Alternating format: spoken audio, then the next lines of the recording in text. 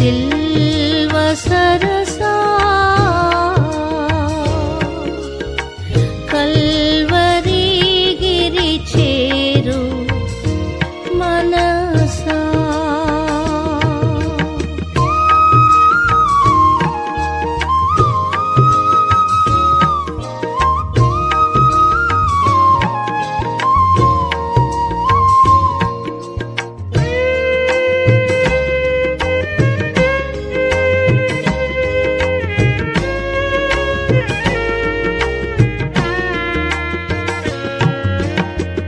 సిలువ పైన చూడుమదేమి శ్రీకరుడు ప్రభు యేసు స్వామి.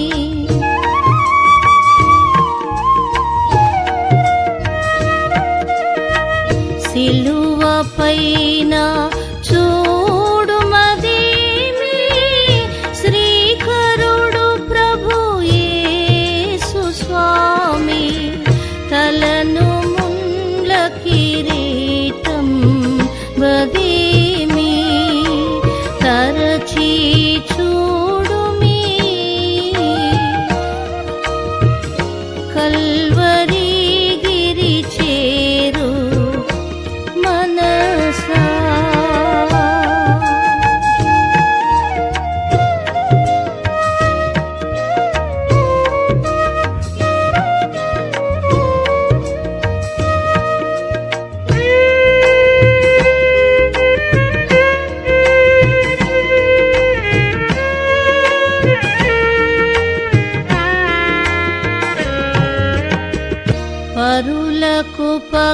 పరులకుపకారంబు సల్ప ధరను వెలసిన వరపాదములా.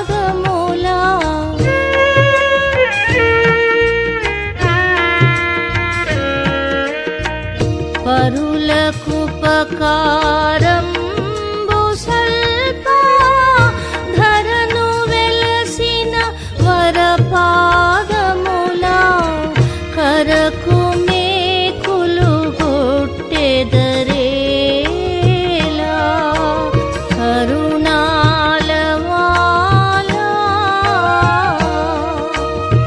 కల్వరి గిరి చేరు మనసా.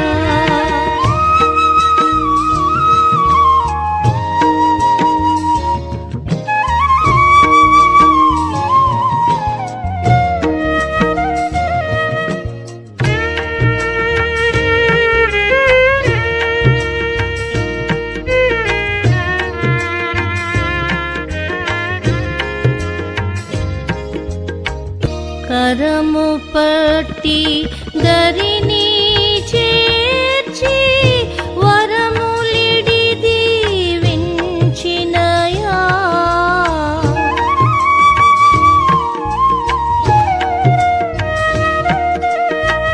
కరము పట్టి దరిని చేర్చి వరములిడి దీవించినయా. కరుణగల చేతులలో చీలా గుచ్చెదరేలా.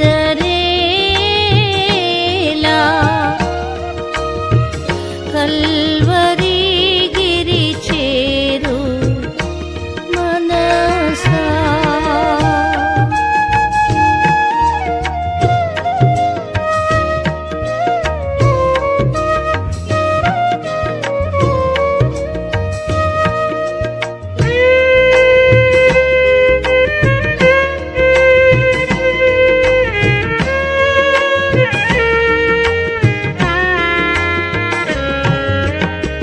ప్రేమ కృప నిర్మలత్వమును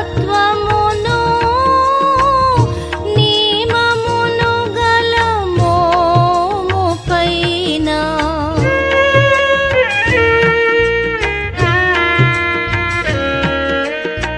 ప్రేమ కృప నిర్మలత్వమును నియమమును గల మోము పైన. పామరులు మీ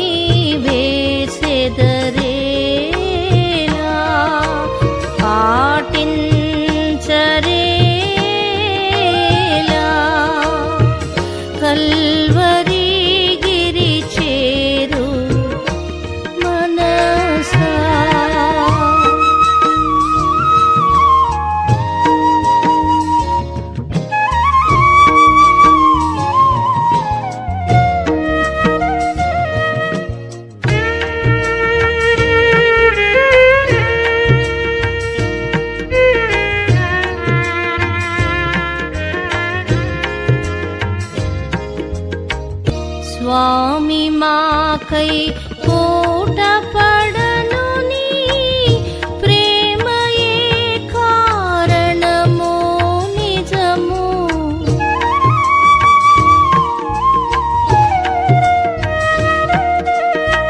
స్వామి మాకై పూట పడను నీ ప్రేమయే కారణము నిజము.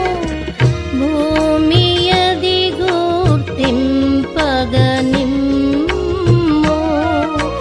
పూజ్యుండదేవా.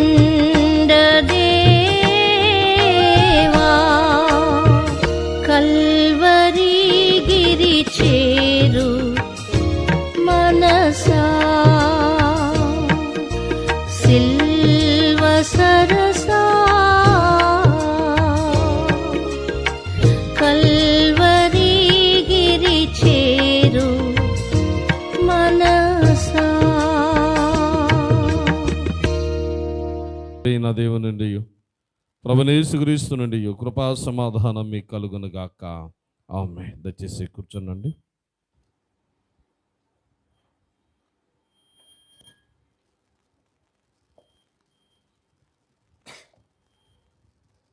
క్రీస్తునందు ప్రియమైన వారలారా, 2025వ సంవత్సరపు ఆధ్యాత్మిక కాలంలో లేక శ్రమల కాలంలో ఈరోజు మనకిచ్చినటువంటి అంశాన్ని మీతో పంచుకోవడానికి అవకాశం ఇచ్చినటువంటి దేవదేవునికి ముందుగా కృతజ్ఞతలు తెలియజేస్తున్నాను. దేవుని బిడ్డలారా, ప్రతి సంవత్సరం మనం ఈ లెంట్ కాలాన్ని ఎంతో శ్రద్ధతో చూస్తాం. మనం లెంట్ అనేటువంటి పదం 23 రోజులైంది కనుక దాదాపు చెప్పే ఉంటారు. అయినా నేను ఒక మాటని చెప్పాలనుకున్నాను. లెంట్ అనేటువంటి పదం ఆంగ్లో సాక్సన్ అనేటువంటి ఇంగ్లీష్ పదం నుండి వచ్చింది. దానికి ఒరిజినల్ అర్థం లెంగ్టెన్, LENCTEN, లెంగ్టెన్ అనేటువంటి పదం. దాని అర్థం ఏంటంటే చిగురించడం. చిగురించడం అంటే మనమేమనుకుంటామంటే కొమ్మలకు ఉన్నటువంటి ఆకులన్నీ రాలిపోయి ఆ కొమ్మలకు ఉన్నటువంటి చిగుళ్ళు మళ్ళీ వస్తాయని మనం భావిస్తాం. But the real meaning of the term, దానికి ఉన్నటువంటి ఒరిజినల్ అర్థాన్ని మనం పరిశీలిస్తే, చిగురించడం కొమ్మలకు ఉన్నటువంటి ఆకులు చిగురించడం కాదు. అక్కడికి వచ్చేటువంటి గ్యాప్లో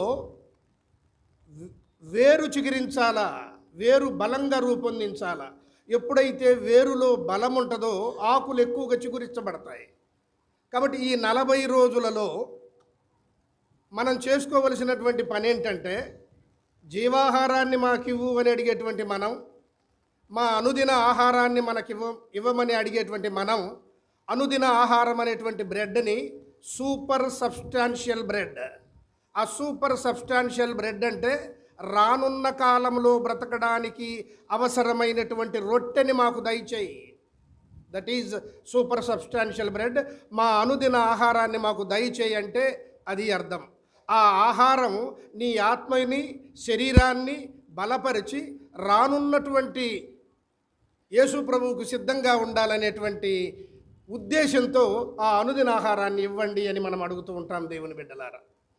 సరే, అది సహజంగా మనం తెలుసుకున్నటువంటి ఫ్యాక్టరే. అయినప్పటికీ ఈరోజు మనకి ఇచ్చినటువంటి అంశాన్ని కనుక మనం చూస్తే, రోదన లేక రోదనం అనేటువంటి పదాన్ని నాకు ఇచ్చారు. దానికి సంబంధించినటువంటి రెఫరెన్స్ను చూసినప్పుడు మత్తయి సువార్తలో 27వ అధ్యాయం 3 నుండి 10 వచనాలు చదవమని అడిగారు. ఆ 3 నుండి 10 వచనాలను మనం చూస్తే, యోధా అనేటువంటి వ్యక్తి లేక ఆయన శిష్యుడు యేసు ప్రభువును అమ్మి 33 వెండి రూకలకి అమ్మేసి, అమ్మినందుకు పశ్చాత్తాపడి తిరిగి ఆ వెండి రూకలను తీసుకొచ్చి దేవాలయంలో పడవేస్తాడు. అది దాని మీనింగ్. ఆ వెండి రూకలని దేనివల్ల మనకు వచ్చాయి? వెండి రూకలంటే రక్తాన్ని అమ్మినందువల్ల వచ్చాయి. దాన్ని ఏమని పిలుస్తున్నాం? రక్త క్రయధనం. రక్తం తెలుసు, క్రయం అంటే అమ్మడం, ధనం అంటే రక్తాన్ని అమ్మగా వచ్చినటువంటి ధనం. ఆ ధనాన్ని ఎవరు తీసుకోరు సుమా, ఆ ధనాన్ని ఎవరు తీసుకోరు. మనం అటువంటి క్రయధనానికి సంబంధించినటువంటి విషయంలో రోదన అనేటువంటి పదం, బాధపడడం. రోదన అనేటువంటిది సంస్కృత పదం, తెలుగు పదం కాదది. ఆ రోదన అనేటువంటి పదానికి ఏడవడం, విచారించడం, వలపించడం అనేటువంటి పదాలు ఉన్నాయి. ఇంగ్లీష్లో దాని అర్థం క్రయింగ్ అనేటువంటి పదం కూడా ఉంది.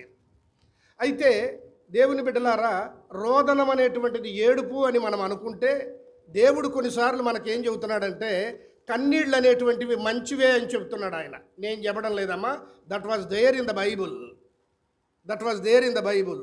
అందులో ఏమని ఉందంటే, కీర్తనల గ్రంథం మనం చదివినప్పుడు కన్నీళ్లతో విత్తువాడు సంతోషగానముతో పంట కోయును అంటే, నీకు విత్తేటప్పుడు కన్నీళ్లతో అని కాదు, అయ్యా దేవుణ్ణి నువ్వు అడుగు, నన్ను ఈ కష్టం నుండి కడతేర్చు అని కన్నీటితో నువ్వు విత్తితే సంతోషగానముతో పంట కోస్తావని చెప్పాడు. రెండవదిగా మనం చూస్తే, అమ్మ ఇది మీరు చదవండి, లూకాసు వార్త 6వ అధ్యాయం 21వ వచనాన్ని మీరు చూడండి ఒకసారి. లూకాసు వార్త 6వ అధ్యాయం 21వ వచనం. ఓకే, చాలమ్మా. ఇప్పుడు ఏడ్చుచున్న మీరు ధన్యులు, మీరు నవ్వుదురు. అక్కడ ఇచ్చాడు అది. ఇప్పుడు మీరు ఎవరైతే ఏడుస్తారో వారు భవిష్యత్తులో ధన్యులు. అమ్మ, ఏడవడానికి వ్యతిరేక పదం నవ్వడం. మనం ఏడిస్తే జనం నవ్వుతారు. మాతృగర్భంలో నుండి నువ్వు బయటకు వచ్చేటప్పుడు ఏడుస్తూ వస్తావు. నీ ఇంటిలో వాళ్ళందరూ సంతోషపడతా ఉంటారు, మాకు అబ్బాయి పుట్టాడు, అమ్మాయి పుట్టాడు అని. నువ్వు ఏడిస్తే వాళ్ళు నవ్వారు. చనిపోయేటప్పుడు నువ్వు నవ్వుతూ వెళ్ళిపోతావు. ఎందుకు నవ్వుతూ వెళ్ళిపోతావు? నీ మనసులో ఆనందం ఏంటి? నాకు ఈ దరిద్రం వదిలింది భూమిలో, నాకు ఈ దరిద్రం వదిలింది ఈ భూమిపై నివసించడం.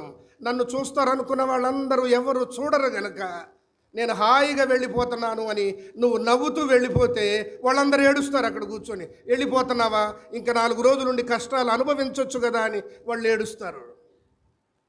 కాబట్టి మీరు నవ్వితే వాళ్ళు ఏడుస్తున్నారు, మీరు ఏడిస్తే వాళ్ళు నవ్వుతున్నారు. This is an opposite word.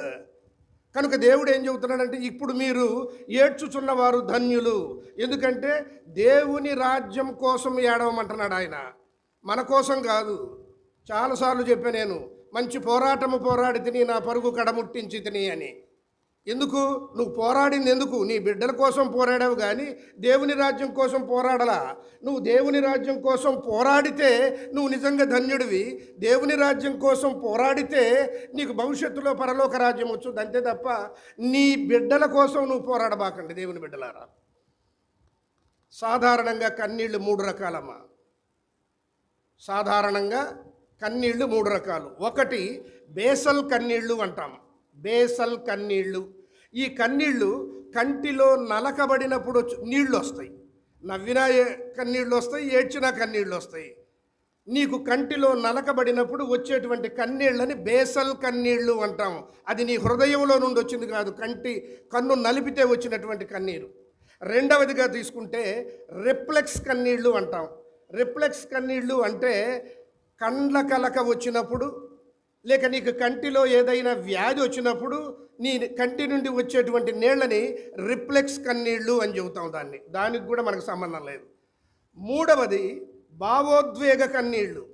భావోద్వేగ కన్నీళ్ళు అంటే సంతోషం వచ్చినా, సంతాపం వచ్చినా, ఆదరణ వచ్చినా, ఈ 3 వచ్చినప్పుడు మాత్రమే కన్నీళ్ళు వస్తాయి. These are the real tears of a human being. ఇది నిజమైనటువంటి కన్నీళ్ళు అంటే. సంతోషం వచ్చినా బాగా నవ్వావు, కన్నీళ్ళు వస్తాయి. సంతాపం, ఎవరైనా చనిపోయినప్పుడు ఏడుస్తున్నావు, కన్నీళ్ళు వస్తాయి. ఆదరణ చూపించాలనుకున్నావు, గాడ్ బ్లెస్ యూ అని చెబుతున్నావు. హృదయపూర్వకంగా ప్రేమిస్తే అది అక్కడ ఆదరణ అంటే. ఆ ఇంటికి వెళ్ళినప్పుడు ఆదరణ. యేసు ప్రభు ఎందుకు వెళ్ళాడో నేను చెబుతాను. ఆ ఇంటికి వెళ్ళినప్పుడు నిజమైనటువంటి ఆదరణను చూపించగలిగితే దేవుని బిడ్డ కన్నీళ్ళు వస్తాయి. అది కన్నీళ్ళు అంటే. కనుక ఒకటి బేసల్ కన్నీళ్ళు, రెండవది రిఫ్లెక్స్ కన్నీళ్ళు, మూడవది భావోద్వేగ కన్నీళ్ళు. మనకు కావలసింది భావోద్వేగ కన్నీళ్ళు. ఈ భావోద్వేగ కన్నీళ్ళు ఎన్ని సమయాల్లో వస్తాయి? ఒకటి పశ్చాత్తాపడినప్పుడు వస్తాయి. రెండవది అవసరత, ఆకలి అనేటువంటి పదార్థం కావలసి వచ్చినప్పుడు, ఏదైనా అవసరత ఉన్నప్పుడు కూర్చొని ఏడుస్తాం మనం. మూడవది విరక్తి, లేక జీవితం మీద విరక్తి కలిగి అనారోగ్యం వచ్చినప్పుడు మనకు కన్నీళ్ళు వస్తాయి. పశ్చాత్తాపడినప్పుడు అంటే మనకు కావలసింది ఏంటంటే, దేవుని బిడ్డ, నిజమైనటువంటి కన్నీరు అంటే పశ్చాత్తాపడినప్పుడు వచ్చేటువంటి కన్నీరు. పశ్చాత్తాపము అంటే అర్థం ఏంటంటే, మనం ఏదైనా తప్పు చేస్తే, తెలిసి చేసినా తెలియక చేసినా, లెక్క ప్రకారం అయితే తెలియక చేస్తే తప్పు, అది తెలిసి చేస్తే నేరం, ఇట్స్ ఎ క్రైమ్. ఎవరన్నా కావాలని కొట్టు, తీసుకెళ్ళి లోపలేస్తారు నిన్ను, ఈజ్ ఎ క్రైమ్ అది. సో మనం దాన్ని వదిలేస్తే తెలిసి చేసినా తెలియక చేసినా తప్పు తప్పే కాబట్టి ఆ తప్పుని సరిదిద్దుకోవడానికి చేసేటువంటి ప్రక్రియని పశ్చాత్తాపం అంటాం. ఈ పశ్చాత్తాప పడడమే బైబిల్ యొక్క ముఖ్య ఉద్దేశం. ఈ పశ్చాత్తాప పడడమే క్రైస్తవునికి ఉన్నటువంటి మొదటి లక్షణం, ముఖ్య ఉద్దేశం. అది దేవుని రాకడకున్నటువంటి ముఖ్య ఉద్దేశం. మీలో ఎంతమంది పశ్చాత్తాప పడుతున్నారు అనేటువంటి భావన మనకు కావాలా. దేవుని బిడ్డ 2025వ సంవత్సరపు ఆధ్యాత్మిక ధ్యానాల్లో లెటస్ ఇంట్రాస్పెక్ట్, ఆత్మావలోకనం చేసుకుందాం. అయ్యా, నేను 16 తప్పులు చేశా, 16 తప్పుల్లో 10 తప్పులకు నేను పశ్చాత్తాపడ్డాను ఈ శ్రమల దినాల్లో అనేటువంటి భావనని మనం తెలియజేసుకోగలుగుతున్నామా లేదా అనేది మనం ఆలోచించుకోవాలి. దేవుని బిడ్డ, బైబిల్ గ్రంథాన్ని బాగా పరిశీలించేటట్లయితే పశ్చాత్తాపానికి సంబంధించినటువంటి కన్నీరు వచ్చినప్పుడులో హిజ్కియా కుమారుడైనటువంటి మనషేని మనం గమనిస్తాం. బాగా వినండి. హిజ్కియా కుమారుడైనటువంటి మనషే తండ్రి చేసినటువంటి పనులకు వ్యతిరేకమైనటువంటి పనులు చేశాడు. ఆయన తండ్రి కట్టించినటువంటి దేవాలయాల మొత్తాన్ని పడేశాడు. ఆయన తండ్రికి వ్యతిరేకంగా, దేవునికి వ్యతిరేకంగా పాపం చేశాడు గనక దేవుని ఉగ్రత మనషే మీద వచ్చింది. ఎంత దేవుని ఉగ్రత మనషే మీద వచ్చింది అంటే, అస్బీరియన్లు అనేటువంటి దేశపు రాజులు మనషేని ముక్కుకు కొక్కెం వేసి లాక్కెళ్ళారు. అక్కడ జనరల్గా ముక్కుకు కొక్కెం దేనికి వేస్తామంటే, ఎయిదర్ ఫర్ ది హార్స్, గుర్రానికన్నా వేస్తాం, గాడిద కన్నా వేస్తాం, మిగిలిన వాటికి వేయం. ఎందుకంటే పవర్ఫుల్గా వెనక్కి తిరుగుతాయి కాబట్టి వేస్తాం. మనషేకి వేశారు. వేసిన తర్వాత మనషే పశ్చాత్తాపడ్డాడు. దేవుని బిడ్డ, బైబిల్ గ్రంథంలో మనషే చేసినటువంటి ప్రార్థన మనకు లేదు అక్కడ. ఎందుకు మనషే చేసినటువంటి ప్రార్థన లేదు అంటే, మనషే చేసినటువంటి ప్రార్థన హిబ్రూ బైబిల్లో లేదు అక్కడ. మన Bible direct translation from Hebrew Bible అది. కానీ ఆ ప్రార్థన గ్రీక్ భాష నుండి వచ్చింది. గ్రీక్ బైబిల్ని మన వాళ్ళు అనువదించరు గనక, హిబ్రూ బైబిల్లో లేదు గనక ఇక్కడ ఫలానా మన తెలుగు బైబిల్లో కానీ ఇంగ్లీష్ బైబిల్లో కానీ లేదు. అది ఒక కింగ్ జేమ్స్ వర్షన్లో మాత్రమే ఉంది. ఆ కొక్యానికి తీసుకొని వెళ్ళినప్పుడు మనషే ఏమని ప్రార్థన చేశాడంటే, అక్కడ రాసినటువంటి వ్యక్తి ఏమి రాశాడంటే, హృదయపు మోకాలును వంచి ప్రార్థన చేశాడు ఆయన. పాస్టర్ గారు మిమ్మల్ని మోకాళ్ళు వేయమంటాడు కదా, జనరల్గా మనం మోకాళ్ళు వేసి ప్రార్థన చేస్తాం, మనకున్న అది. కానీ అక్కడ అతను రాసినటువంటిది హృదయపు మోకాలును వంచి ప్రార్థన చేసి, he humbled himself and cried unto the lord. Cried అంటే ఏడవడం. అక్కడ అతను తన్ను తాను సజీవ యాగంగా అర్పించుకున్నాడు. అయ్యా, నా తండ్రి చేసినటువంటి పనికి నీ ఎదుటను నేను విరోధముగా పాపం చేసి తిని గనుక నాకు ఒక్క అవకాశమే అని అడిగితే దేవుడు జ్ఞాపకము చేసుకునేను గనుక మనషే బయటకు వచ్చాడు. సుమా, అది పశ్చాత్తాప ప్రార్థన అంటే. దేవుని బిడ్డ, ఈరోజు నీకు నాకు కావలసినటువంటిది రిపెంటెన్స్, పశ్చాత్తాపం. ఏంటి పశ్చాత్తాపం? అయ్యా, నీ ఎదుట నేను పాపం చేశాను. నేను చాలాసార్లు ఇక్కడికి వచ్చినప్పుడు కొంతమందిని పరిశీలించాను. నేను అక్కడి నుంచి మోకాళ్ళ మీద వచ్చిన వాళ్ళు ఉన్నారు, ఇక్కడ నించొని ఏడుస్తూ ప్రార్థన చేసిన వాళ్ళు ఉన్నారు, జనరల్గా ప్రార్థన చేసిన వాళ్ళు ఉన్నారు. కాబట్టి మనం చేయవలసింది, వాళ్ళు చేసేటువంటిది ఏంటంటే పశ్చాత్తాపమైనటువంటి ప్రార్థన. దీన్నే మనం చదువుకోవాలి ఎక్కువగా. అది పశ్చాత్తాపమైనటువంటి ప్రార్థన. రెండవదిగా అవసరతని, వ్యాధిని అని చెప్పాను నేను. అవసరతని, వ్యాధిని అని మనం చెప్పినప్పుడు మనషే తండ్రి అయినటువంటి హిజ్కియా దగ్గరికే వస్తున్నాను నేను. మళ్ళీ వాళ్ళిద్దరిని తండ్రి కొడుకులనే పోలుస్తున్నా. హిజ్కియా దగ్గరకు వచ్చాం. హిజ్కియాకి ఒక మరణకరమైనటువంటి రోగం ఉంది. నువ్వు తొందరలో చనిపోతావని చెప్పారు హిజ్కియాకి. చెబితే హిజ్కియా గోడ తట్టు తిరిగి దేవుణ్ణి విపరీతంగా అరుస్తూ ప్రార్థన చేశాడు.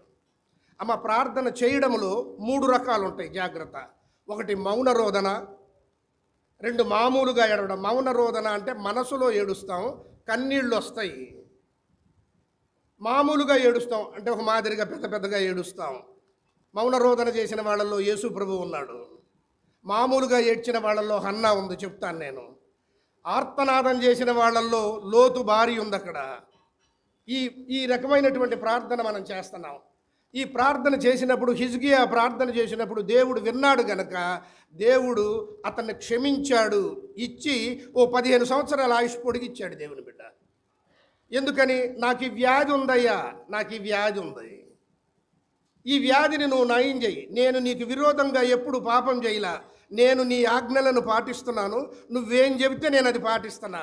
I never did a mistake, నేను ఎప్పుడు తప్పు చేసినట్టు నేను అనుకోలేదయ్యా, నీకు విరోధంగా నేను ఎప్పుడు పాపం చేయలేదు గనక నాకు అవకాశం ఇయ్యని అడిగితే దేవుడు అతని మొర విన్నాడు గనక 15 సంవత్సరాల ఆయుష్ పొడిగించాడమ్మా. కాబట్టి దేవుని బిడ్డలారా, మనం చేయవలసినటువంటి ప్రార్థన, నువ్వు ఏడ్చేటువంటి కన్నీళ్ళు దేవునికి తెలుసు సుమి. నువ్వు అనుకుంటున్నావు నేను ఏడ్చినప్పుడు నా కన్నీళ్ళు ఎవరు చూడడం లేదని. దేవుడు చూస్తాడు కన్నీళ్ళు. అందుకని స్తోత్రం చెల్లింపు అనేటువంటి పాటలో ఒక చరణం పాడనమ్మ. గాఢాంధకారములో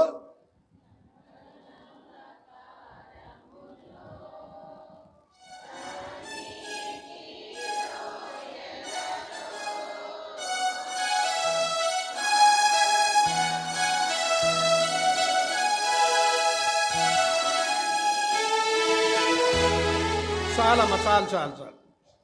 అక్కడ నాకు కావలసిన పదం కన్నీటి లోయలలో, చీకట్లో కన్నీటి లోయలలో, గాఢాంధకారములో కన్నీటి లోయలలో కృషించిపోనీయక నన్ను కాపాడయ్యా అని అడుగుతున్నావు నువ్వు. నీకు కావలసింది దేవుడే చెబుతున్నాడు, ఏడ్చువారు ధన్యులు. నేను చెప్పలా మాట, ఏడ్చువారు ధన్యులు, కన్నీటితో విత్తేవాడు. నువ్వు కన్నీటితో చేసేటువంటి ప్రార్థన, హిజ్కియా కన్నీటితో చేశాడు కాబట్టి ప్రార్థన, దేవుడు ఆ ప్రార్థనను విన్నాడు. మనషే చేశాడు, అది అవసరతో పశ్చాత్తాపమో మనషే చేశాడు, దేవుడు విన్నాడు సుమా. రెండవదిగా మనం చూసినప్పుడు మామూలుగా ప్రార్థన చేస్తాం. నేనేం చెప్పానంటే మౌన రోదన, మామూలుగా ప్రార్థన చేయటం, అరణ్య రోదన లేక ఆర్తనాదంతో ప్రార్థన చేయడం. మౌన రోదన నేను చివరిలో చెబుతా, యేసు ప్రభుది ఎక్కువ చెప్పాలి కనుక. మామూలు రోదనలోకి తీసుకొచ్చినప్పుడు హన్నా దేవాలయానికి వచ్చింది.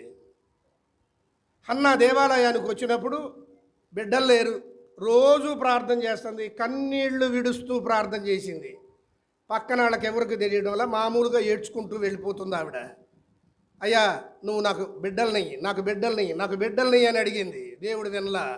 కన్నీటితో ప్రార్థన చేస్తూ ప్రార్థనని మార్చింది ఆవిడ. నువ్వు నాకి, నేను నీకు ఇస్తా.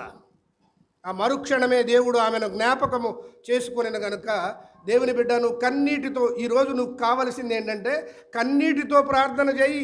దేవుడు నీ మొర వింటాడు, ప్రతిఫలాన్ని ఇస్తాడు, నీకు తగిన బహుమానం లభించుద్ది. అది కన్నీటికి ఉన్నటువంటి అర్థం.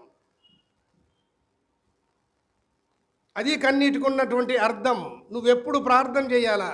రాత్రంతయు శ్రమపడినా రాలేదు ప్రభువు జయము, రహదారులు వెదకినను రాదాయను ప్రతిఫలము, రక్షించు నీ సిలువ అనే రమణీయ లోతులలో అనేటువంటి భావన నీ దగ్గర రావాలా. అంత ప్రార్థన చేసినా నీ దగ్గర నుండి కన్నీటి చుక్కబడలా, నీ హృదయపు మోకాలుని వంచడంలా. ఆత్మార్పణ చేయకే ఎందుకు రావడంలా? ఆత్మార్పణ చేయకయే ఆశించితి నీ చెలిమి, అహమును ప్రేమించుచునే అరసితి ప్రభు నీ కలిమి. ఆశ నిరాశాయే, ఆవేదన ఎదురాయే, ఆధ్యాత్మికలేమి గని అల్లాడే నావలలు. అది నీకు రావాల్సిన భావన. లెఫ్ట్ సైడ్లో ప్రార్థన చేస్తున్నావు, రైట్ సైడ్లో కన్నీళ్లు లేవు అంటే అర్థం ఏంటంటేనమ్మా, కన్నీటితో ప్రార్థన చేయమంటున్నాడని కాదు. ప్రార్థన చేసేటప్పుడు హృదయముతో ప్రార్థన చేస్తే ఖచ్చితంగా కన్నీరు వచ్చుద్ది. అంతేగాని ఏడ్చుతూ ప్రార్థన చేయి అంటున్నాడు రాజశేఖర్ గారు అనుకోబాకండా. నువ్వు కన్నీటితో హృదయంతో ప్రార్థన చేస్తే తప్పకుండా కన్నీరు వచ్చు. దయా అన్యదాశరణం నాస్తి. రోదన చేసేటప్పుడు కూడా ఏంటి శ్లోకం ఉంది అక్కడ, బాలానాం రోదనం బలం. చిన్న పిల్లాడు ఏడిస్తే బలం. 4 నెలల పిల్లోడు పరిగెత్తలేడు కదా, మాట్లాడలేడు కదా. నువ్వు తాగిన పాలు అరగాలంటే వాడు కాళ్ళతో కొట్టాలా, లేకపోతే పెద్దగా ఏడవాలా? కనుక బాలానాం, బాలుడు రోదిస్తే బలం, బాలానాం రోదనం బలం. కాబట్టి నువ్వు హృదయపు మోకాలుని వంచి ప్రార్థన చేస్తే దేవుడు ఎక్కడున్నా నీ చుట్టే తిరుగుతాడు సుమి. దేవుడు ఎక్కడున్నా నీ చుట్టే తిరుగుతాడు. అక్కడ అరణ్య రోదనలో, ఆర్తనాదం చేసేటువంటి రోదనలో మనం చూసుకుంటే, నిన్న లెంట్ కాలంలోని 4వ ఆదివారం అమ్మ. పాస్టర్ గారు చెప్పుంటారు దాదాపు. గలతీయులకు రాసినటువంటి పత్రిక మనం చదువుకున్నాం. 1 శారా, 2 హాగర్. 2వ పాఠ్య భాగంలో 5 రొట్టెలు 2 చేపలు చదువుకున్నాం మనం. హాగర్ ఏడ్చింది. అక్కడ బయటకు పంపించినప్పుడు, అరణ్యంలోకి వెళ్ళినప్పుడు హాగర్ ఏడుస్తుంది. తన బిడ్డ కోసం ఏడ్చినప్పుడు ఆ ఏడ్పుకు ప్రతిఫలం దొరికింది మనకి. ఏమని దొరికింది? దేవదూత ప్రత్యక్షమై, నీ కుమారుని మొరని నేను విన్నా, త్రూ యువర్ టీయర్స్, నీ కన్నీటి ద్వారా విన్నాను నేను, నీకు తగినటువంటి న్యాయం నేను చేస్తానని దేవదూత దగ్గర నుంచి వచ్చింది. అది చెప్పుంటారు పాస్టర్ గారు. రెండవ విషయాన్ని కానీ చూస్తే, దేవుడు ఒక వృద్ధ జంటను ఎన్నుకున్నాడు. 99 సంవత్సరాల వాళ్ళని ఎన్నుకున్నాడు. బిడ్డలు లేని వృద్ధ జంటను ఎన్నుకున్నాడు. అక్కడ ఏమని రాస్తున్నాడు అంటే, మృతతుల్యమైనటువంటి గర్భములో నుంచి. నేను ఉపయోగించిన పదం మృతతుల్యము, బ్యారన్ ల్యాండ్, ఫలింపు లేనటువంటి గర్భం, అది రాదు. మృతతుల్యమైనటువంటి గర్భములో నుండి బిడ్డను తీశాడు కనుక వాగ్దాన పుత్రుడు. ఎంత ఏడ్చుంటాడు అబ్రహాం వర్సెస్ శారా. నవ్వారాళ్ళు, నవ్వింది ఆవిడ. ఆయన చెప్పిన దానికి నవ్వింది కనుక ఈ వయసులోన ఆ పదజాలాన్ని మృతతుల్యమైనటువంటి గర్భములో నుండి తీసుకొచ్చాడు. ఆ 0 నుంచి తీసుకెళ్ళి ఎంతవరకు తీసుకెళ్ళాడు? లెక్కలేనన్ని నక్షత్రాలని లెక్క వేయలేం కదా, అంతమంది సంతానాన్ని నీకు ఇస్తానన్నాడు ఆయన.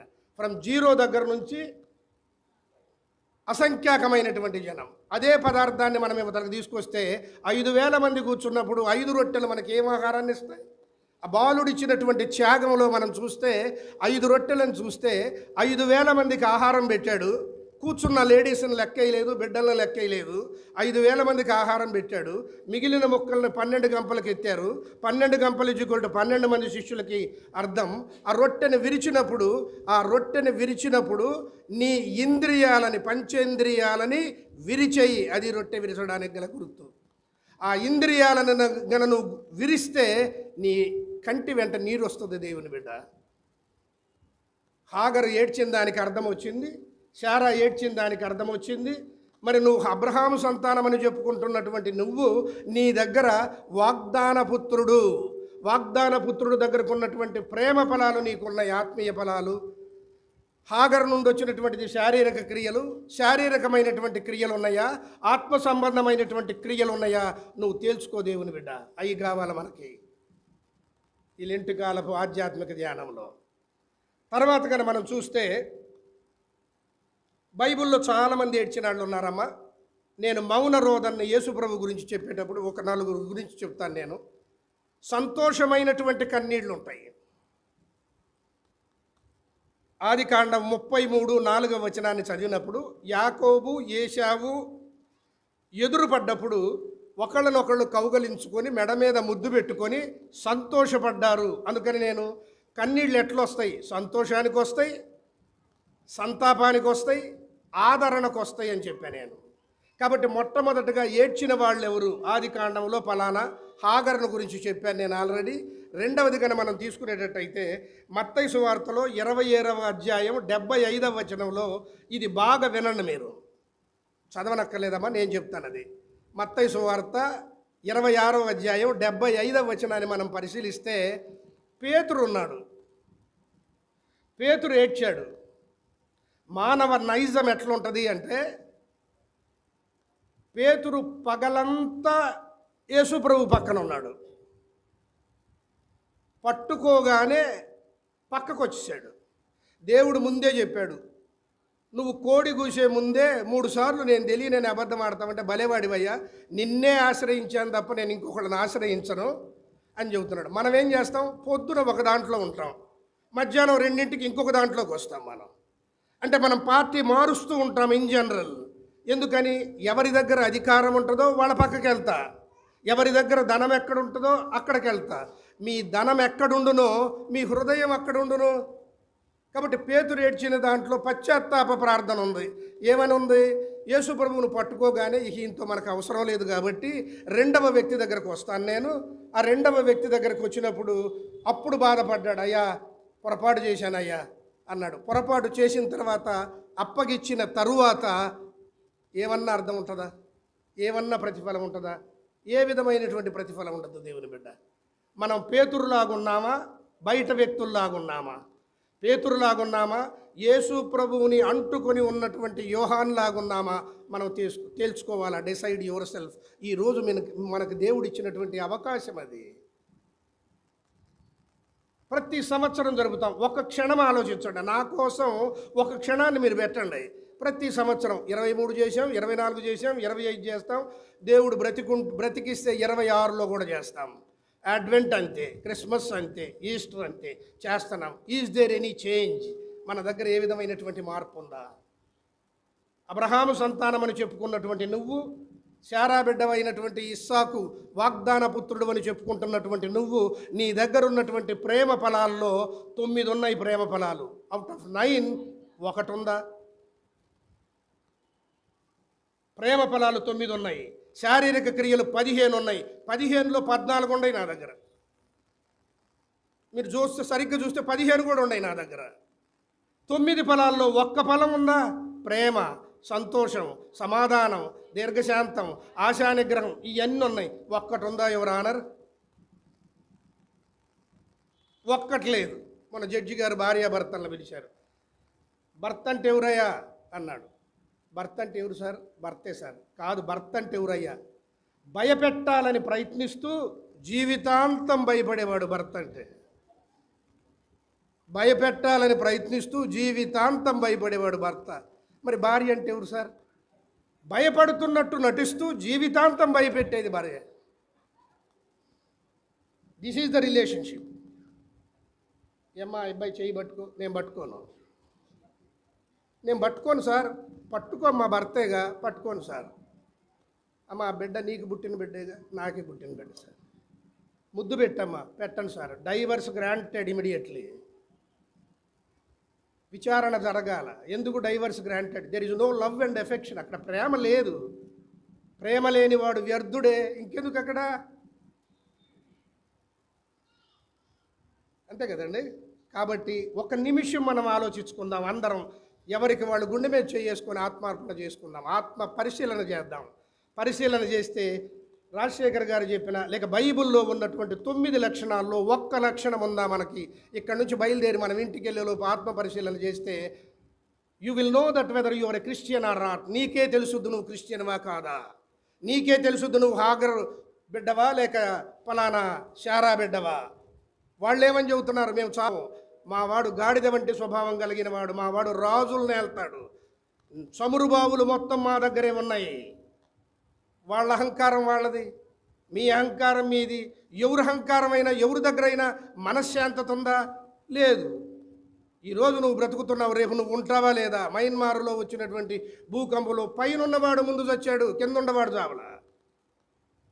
పైనున్నవాడు 33వ అంతస్తులో ఉన్నవాడు ఇట్లా కదిలి కూలగానే ఒకడు కావాలని దూకాడు, చచ్చాడు. కదిలి కింద పడిపోయేటప్పుడు మొత్తం కూలిపోయింది కానీ చచ్చిపోయాడు. 5 సెకండ్ల తర్వాత క్రింద ఉన్నవాడు చచ్చాడు సుమి. కాబట్టి నీ దగ్గర ఉన్నటువంటి అహంకారాన్ని వదిలేయి, నీ దగ్గర ఉన్నటువంటి ప్రేమని సంపాదించు. పేతురు చేసినట్టు చేయకూడదు మనం. కాసేపు ఒక చోట, కాసేపు ఒక చోట. మూడవదిగా మనం పరిశీలిస్తే న్యాయాధిపతుల గ్రంథంలో 14వ అధ్యాయం 16వ వచనంలో సంసోను భార్య ఏడుచుద్దమ్మా. ఇప్పటిదాకా నేను సంతోషం చెప్పాను, ఆదరణ చెప్పాను, చనిపోయినప్పుడు చెప్పాం. సంసోను భార్య సంసోను దగ్గర ఏడ్చింది. నీకు నా మీద ప్రేమ లేదయా? నీ బలం దేని మీద ఉందో, ఎక్కడుందో చెప్పు. నీ తల్లిదండ్రులను బలకరిస్తావు, నీ తల్లి మీద తండ్రి మీద ఉన్నటువంటి ప్రేమ నా మీద లేదని ఆవిడ ఏడ్చింది. ఆ ఏడ్పుని ఏమని పిలిచాడంటే దొంగ ఏడుపని రాశాడు ఆయన. కాబట్టి అక్కడ ఉన్నటువంటి ఏడుపులో నీ దగ్గర పశ్చాత్తాపం రావాలా. రెండవది ఆర్తనాదంలో నేను ఇంకొక మాట చెప్పాలనుకున్నాను. ఆదికాండం 19వ అధ్యాయం 15వ వచనాన్ని మనం చదివినప్పుడు చదవండి అమ్మా. ఇక్కడున్న ఇద్దరు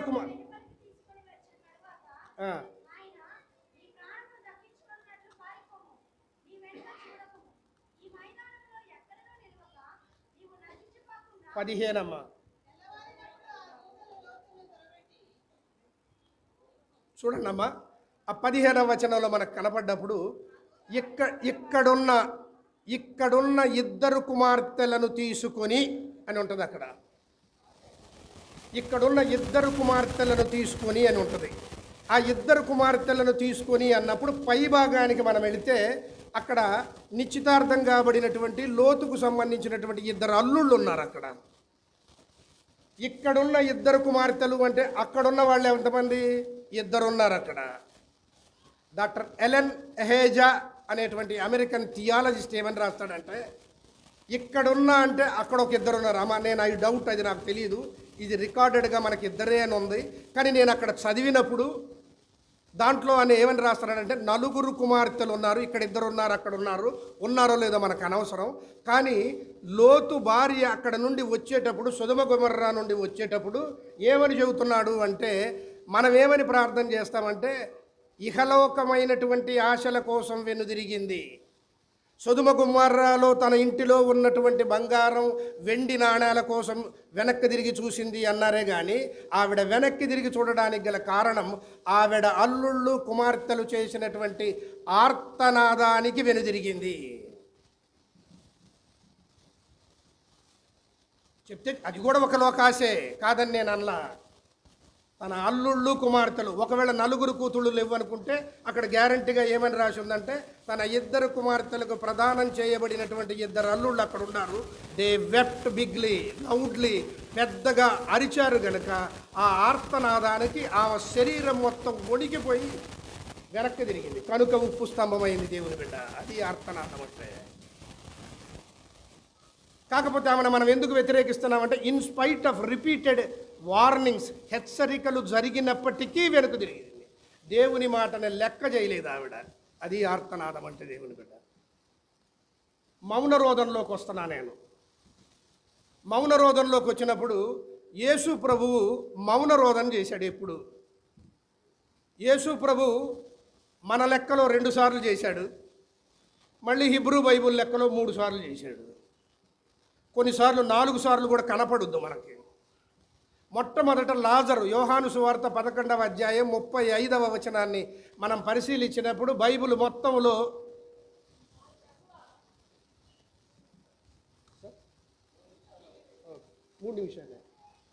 బైబిల్ మొత్తంలో అతి చిన్న వచనాన్ని మనం చూసినప్పుడు యేసు కన్నీరు విడిచెను అని ఉంది. యేసు కన్నీరు విడిచెను అన్నప్పుడు మౌన రోదన చేశాడు, కన్నీరు విడిచాడు. ఎందుకు కన్నీరు విడిచాడు? నంబర్ 1, అతను మనిషి గనుక కన్నీరు విడిచాడు. నంబర్ 2, మానవత్వం చూపించాడు. అక్కడ కరుణ, కంపాషన్, కనికరం చూపించాడు. సింపతి, సానుభూతిని చూపించాడు. చనిపోయారు అక్కడ. 3వది ఆదరణ చూపించాడు ఆ కుటుంబానికి. ఎందుకు ఆదరణ చూపించాడు? ఆ కుటుంబం అంటే అతనికి ప్రేమ గనుక అతను ఆదరణ చూపించాడు, అందుకని ఇచ్చాడు. అది మౌన రోదన. 2వ రోదన కనుక చూస్తే, యెరూషలేము దేవాలయానికి వెళ్ళినప్పుడు అక్కడ చూడండి అమ్మ, లూకాసు వార్త 19వ అధ్యాయం 28, 41 వచనాన్ని నోట్ చేసుకోండి. యెరూషలేము దేవాలయాన్ని చూసి కన్నీరు విడిచాడు. ఎందుకు కన్నీరు విడిచాడు? దేవాలయాన్ని చూశాడు. దేవాలయం మొత్తాన్ని వ్యాపార గృహగా చేశాడు. దేవాలయం అంటే దేవాలయమే. దేవాలయం అంటే ప్రార్థన జరిగించేటువంటి స్థలం. అందులో ఇంకొకటి ఏం చేయకూడదు మనం, తప్పది. దేవాలయం అంటే ప్రార్థన చేయాలా, పాస్టర్ గారు వాక్యం చెప్పాలా, మనం వినాలా, లేక సంస్కారం ఇవ్వాలా, అవి వినాలా. కానీ the other things are not allowed in to the church. మిగిలిన విషయాలను మనం ఎప్పుడూ దేవాలయంలో చేయకూడదు, అది తప్పు. 2వది, దేవాలయాన్ని చూసి ఎందుకు ఏడ్చాడు అంటే, అన్యాక్రాంతం అవుతుంది దేవాలయం, వ్యాపార కూడలిగా జరుగుతుంది. అన్యాక్రాంతం అయినప్పుడు ఆయన ఏడ్చాడు. అరే, నా భూమిని మిగిలిన వాళ్ళు తీసుకుంటున్నారు కనుక తీసుకున్న వాళ్ళు శాపగ్రస్తులు అవుతారు. ఇచ్చినవాడు దాని మీద సంపాదించినటువంటి ధనం రక్తక్రయ ధనం, తరాలు మొత్తం శాపగ్రస్తులు అవుతారు. సుమి, దేవాలయానికి సంబంధించినటువంటి దేన్ని మనం తీసుకున్నప్పటికీ తరాలు మొత్తం, జనరేషన్స్ టుగెదర్ విల్ క్రై, ఏడుస్తారు. 3వదిగా మనం చూస్తే ఈ 2 ఖచ్చితంగా బైబిల్లో ఉన్నాయేమో. 3వది ఏంటంటే, పలికిన 7 మాటల్లో ఒక మాటలో నా దేవా అన్నప్పుడు హీ క్రైడ్ అని ఉంది అక్కడ. హీ క్రైడ్, బిగ్గరగా ఏడ్చాడు ఆయన. బిగ్గరగా ఏడ్చినప్పుడు ఎందుకు ఏడ్చాడు అనే దానికి ఆ థియాలజిస్టు సైకాలజిస్టు ఏమని సమాధానం ఇచ్చారంటే, ప్రాణం పోయేటప్పుడు ఎవరైనా ఏడుస్తాం జనరల్గా, నా దేవా నన్నెందుకు చెయ్యి విడిచితివి. ఆ లింక్ ఎప్పుడైతే తెగిపోయిందో ఈయనకి బాధ కలిగింది కనుక హీ క్రైడ్. అది అక్కడ వచ్చినటువంటి అర్థం. మూడవది. నాలుగవది కూడా మనకు కావాలని మనం పరిశీలించేటట్టయితే, అక్కడ చివరిగా ప్రార్థన చేసేటప్పుడు, ఆ కొండ మీదకి వెళ్ళి ప్రార్థన చేసేటప్పుడు రక్తము చెమటగా మారుద్దాయింది. ఈ గిన్నెలోనిది తీసేయన్నప్పుడు ఆ గిన్నెలోకి వచ్చినటువంటిది క్రోధపు కన్నీరు.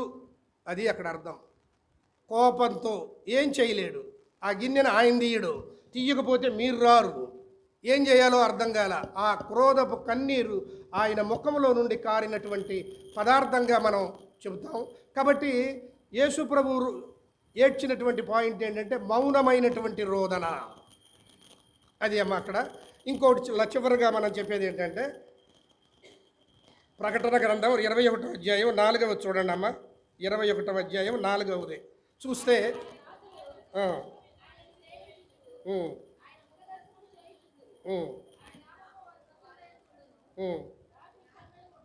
చాలమ్మా. ప్రకటన గ్రంథం 21వ అధ్యాయం 4వ వచనాన్ని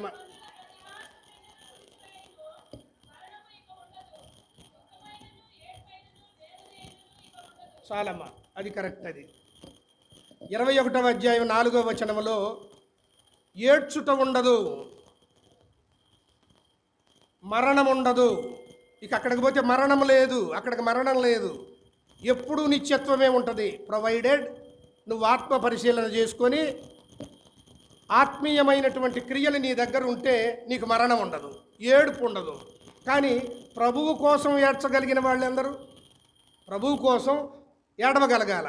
మగ్దలేనే మరి ఉంది, వచ్చింది, మౌనమైనటువంటి రోదన చేసింది, తన కన్నీటితో యేసు ప్రభువు పాదాలను కడిగింది, తన జుట్టుతో లేక తన వెంట్రుకలతో తన పాదాలను తుడిచింది కనుక దేవుడు ఆమెను తీసుకొని పనిమాల పిలిచాడు ఆమెని.